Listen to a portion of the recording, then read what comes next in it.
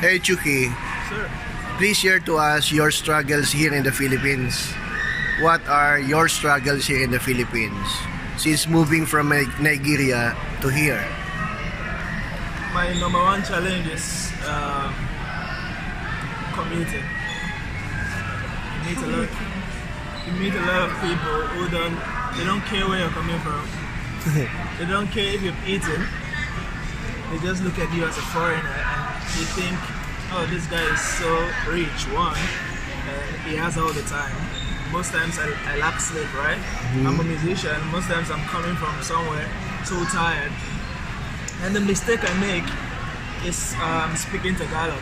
The moment I tell the driver or the conductor, Makano, usually someone will just look at me and start staring at the side. I'm like, time to ask him a question. Oh, marunong Tagalog. Marunong Tagalog. I'm like, konti lang. He keeps quiet again. He's still watching. He's like looking at me. Ilang taon ka na? I answered. And actually, I'm so tired. For real, I'm so tired. I'm not even. What can I say, guys? He's not really lying.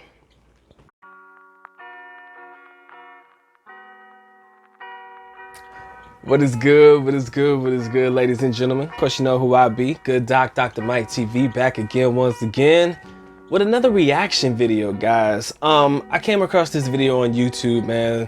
Shout out to the YouTuber who put it out. I'll be leaving a link in the description area below so that you guys can watch the entire video if you choose to. It's only about 2 minutes long, and I basically showed you what the whole video encompassed. But if you guys really want to go check it out yourself, please feel free to do so. Now, the title of the video is The Struggles of Being a Nigerian in the Philippines, right?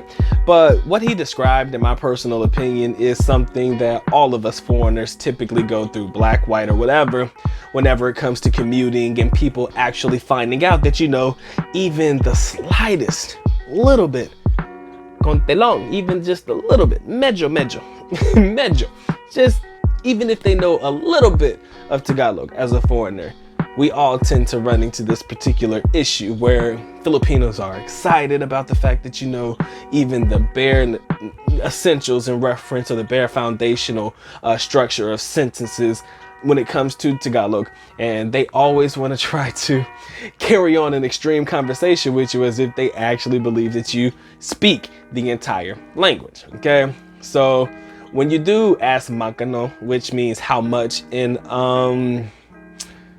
Bisayan, it's pila, P-I-L-A, pila.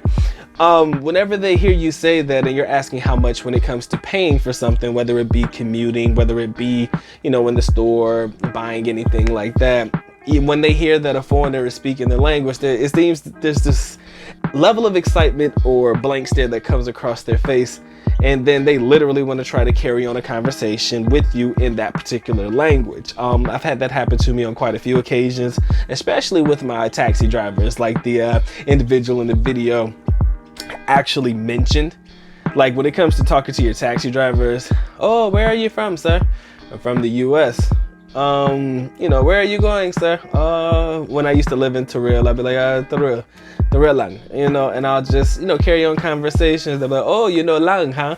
That's what they'll say. Oh, you know the word lang, or, you know, lang just means just there, or just, lang, L-A-N-G means just. So when I'm saying Toril lang, I'm saying just Toril, or I'm just going to Toril. And then when you ask, oh, kuya, pila, which means, oh, kuya, how much do I owe you? Oh, sir, you know how to speak Bisayan, huh? And then they the words, the barrage of words, oh, you know this, and then they really want to try to carry on this conversation with you and communicate with you in their language. Even if you speak the bare essentials, like I said, guys, it could be a struggle. It could be a struggle because, you know, like I said, he's right. They don't really care too much about what you've been going through. Of course, they don't really know exactly what you've been going through or whether you're tired or not or anything like that. Whenever they know that a foreigner speaks even the slightest bit of the local language, wherever it may be, they go hard, and they do. They be asking ilan taon ka na, which means, you know, how old are you? You know, the questions, where you're from, marunong ka na ba magsasalita? You know, they'll say, okay, whatever. Bro, you carry on conversations forever. And then I'll be like, meron ka na ba magsasalita ng English? Or, you know, I'll say that line and people will be like, oh, I do speak English, or oh, it's okay, sir, my friend. Oh, welcome to the Philippines. And the conversation goes way left. And then, you know, in order to make the ride a little bit easier, I guess they start asking you questions about, you know, sometimes in English, sometimes in Tagalog, or sometimes in Visayan, just having these regular conversations. It's easier when you have somebody with you, but when you don't understand it, sometimes I feel like they be messing with me just a little bit because they know that I'm, you know, they'll know the extent of my English. They'll be like, oh, you know how to speak Tagalog, like he said, konti lang, and Visayan is gamay lang. So, you know, they'll know that when you say, oh, I only speak it a little bit, you know, they're gonna test your knowledge. And like I said, they really don't care where you're coming from or what you're doing, tired or not. They're going to try to have that conversation with you. And, you know, it's okay. I've noticed over time, and I think a lot of foreigners will notice this too, a lot of Filipino people do use foreigners to try to practice their English, and that's fine. I mean, at the end of the day, I kind of use Filipino people to practice my Tagalog and Visayan, so it goes both ways. It just seems that over, you know, the past few years, it seems that I'm being more so used for my English than I'm using them for their, you know, Tagalog or Visayan. So they're probably benefiting, hopefully, a little bit more than I am because I'm not really speaking it as much as I need to or practicing it as much as I need to. Again, I even mentioned in a video a few videos back about one of my top 2 regrets. You guys remember that one. If you haven't seen it, make sure you check it out.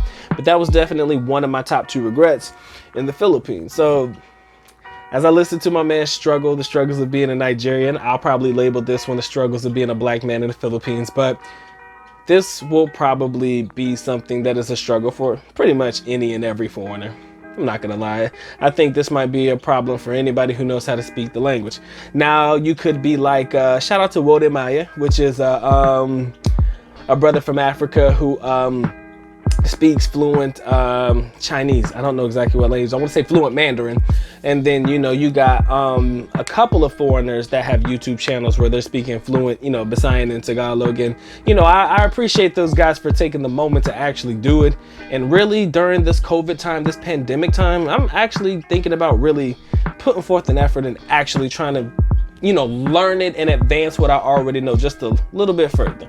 You know, I think that's going to pay me a lot of dividends in the end, especially if I'm going to live in the Philippines. Like I said, guys, if you're going to live there, it's going to do you a favor to actually learn the language, guys. I mean, you hear this from everybody. If you live there, it's not going to hurt you in any way, shape, or form to learn the language. Trust me, you will not be at a deficit by learning the language. It'll only be an advantage. If you have the time to do it, I encourage you to do it. All right? So you don't have to really sleep on that one, but I'll definitely ask you to marinate on that. And however whatever decision you come to in reference to that, let me know in the comment section below. Let me know how you feel about learning the language, even though, you know, they do speak pretty good English, or at least decent English in the Philippines. Let me know what your thoughts are in reference to whether you should learn it or not learn it, okay? All right, it has been fun, it has been real. This has been the Good Doc, Dr. Mike TV.